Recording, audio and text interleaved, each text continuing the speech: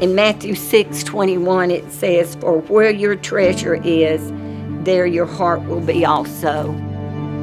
And that's the way we felt, that children's home was truly a treasure. So many people that worked out there just committed themselves to helping so many children, and we just enjoyed doing it. It was a wonderful time.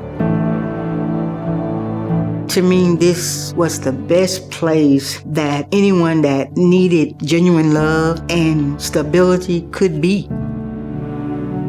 Being here is where I truly learned to truly love Lisa and figure out who Lisa truly was. It was all hands on deck when it came to loving those children.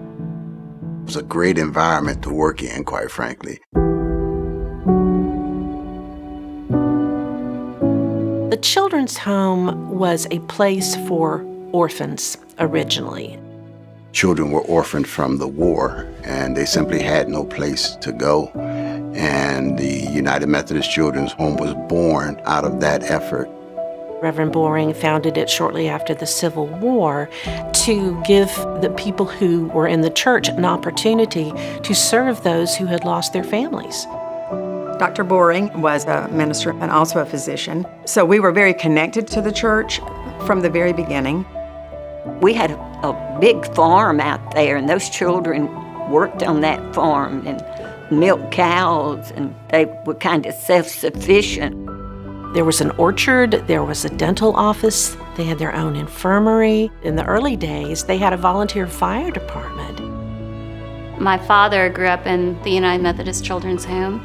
His father died unexpectedly in 1932, so the Depression, 5 children, leaving my grandmother as a single mom.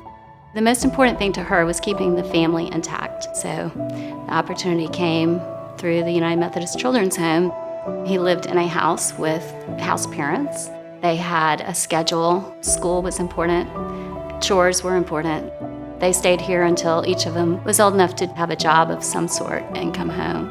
And my grandmother not only took back her own children, but would bring in different children from the Methodist Children's Home. As they were old enough to come out, she would take care of those kids at her house too. Our dad was an alcoholic. Good dad, we went drinking. The problem was he was drinking 99% of the time. Our grandmother found the children's home. I remember coming like it was yesterday. We came November 10th, 1971. We met our social worker, but then we met this big old guy named Bev Cochran. I remember going through the dining hall and we didn't get in line. So Mr. Cochran kept looking at us and looking at us, and he kept pointing and was like that. And he came back and he leaned down on one. He said, "Y'all can get in line." And I said, "Sir, I'm not getting in that line.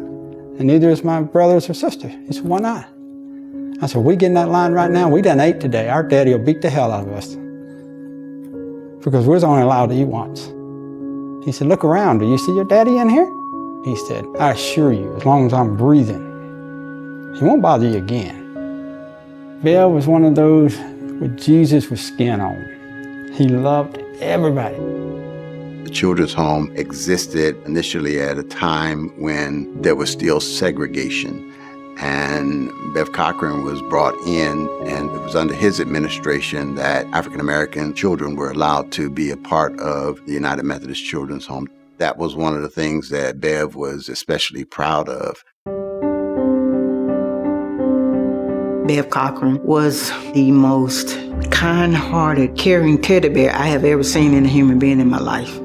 He made us feel loved, supported us. I never felt like I was an orphan. I came here in October of 1978. It became a place of safety for me and structure. I never had structure like that. This was my safe haven. The Children's Home was recognized by DFACS as one of the premier group home facilities. One of the big things that occurred was that there became an emphasis on foster care. In 1973, we were one of the first agencies in the state to actually get licensed as a foster care agency, and that has grown and grown and grown. the United Methodist Children's Home began to decentralize. They saw that just being in Atlanta was not sufficient, and so they began providing services all over the state of Georgia. The thing that's most impressive to me is that we have always been willing to change when we needed to change. We were a really excellent group home. In the long run, what we know now is that children thrive and do better when they're in a family setting for a longer period of time.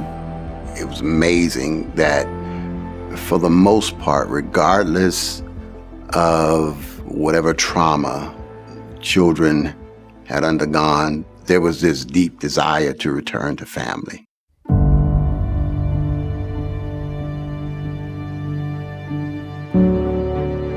When I came today, time I hit the campus, the goosebumps and the eyes started welling up a little bit because I'm finally back home, even if it's just for, an hour or two. I can't imagine where my family would be had the Methodist Children's Home not been around to support my grandmother. I could truly do or be anything I wanted to be, as long as I had people that truly believed in me. Demonstrable love contributes to their healing in ways that we may not be able to measure immediately, but it's almost as if we have to walk by faith that this is the medicine that God has provided. That's the magic and beauty and brilliance of love. Whenever you've done ministry well, there's a great sense of gratitude for being a witness to what that looks like afterwards.